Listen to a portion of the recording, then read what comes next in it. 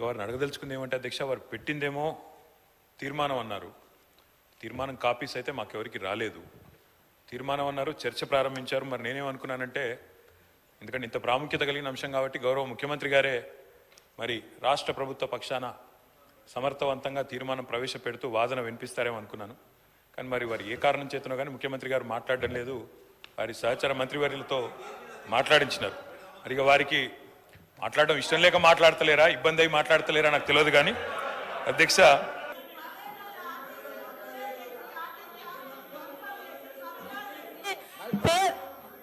పదేళ్ల టీఆర్ఎస్ ప్రభుత్వంలో ఆర్టీసీ ఆస్తులను ధ్వంసం చేసి, కుదేలు చేసి, కబ్జాలు చేసి, ఆర్టీసీ ఉద్యోగులు ఆత్మహత్య కారణమైన వీళ్ళు ఇవాళ ఆర్టీసీ గురించి మాట్లాడుతున్నారు. అదే కాకుండా పేదవాళ్ళు ఎక్కేది ఆర్టీసీ బస్సులు. అలాంటి బస్సుల రేట్లు పెంచి ఇవాళ ఆడవాళ్ళు బస్సులలో వస్తే తట్టుకోలేకపోతున్నారు. నేను ఒకటే సూటిగా అడుగుతున్నా, ఆర్టీసీ ఫ్రీ బస్ పెట్టొద్దా?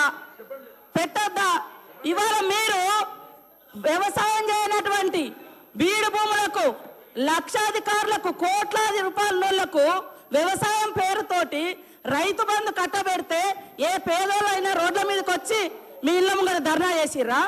ఈ రోజు ఆటోలను ముందు పెట్టి మీ అధికారం రావాలని ఎప్పుడు మీరు సెంటిమెంట్లను వాడుకొని ఒకరిని ముందు పెడతారు, ఆ తర్వాత మీరు వెనక నుంచి వస్తారు. ఇది మీ నైజం. గతంలో కూడా అగ్గిపుల్లలు దొరకక డ్రామాలు చేస్తే పాపం వేరే పిల్లలు ఆత్మహత్య చేసుకున్నారు.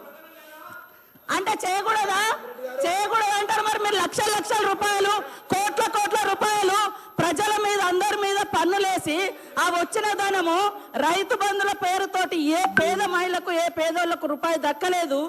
కానీ మీరు మాత్రము లక్షలు ఎత్తుకున్నప్పుడు ఏ పేదోళ్ళన్న రోడ్ల మీదకి వచ్చి మాకెందుకు ఇవ్వలేదని అడిగించేటట్టుగా మేము రెచ్చగొట్టినామా?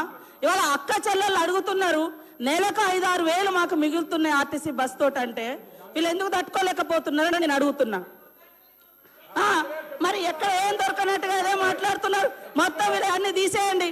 కాబట్టి ఆర్టీసీ బస్సులలో మహిళలు ప్రయాణం చేస్తే మీకేం ప్రాబ్లం అది చెప్పండి. పల్లా రాజేశ్వర రెడ్డి గారు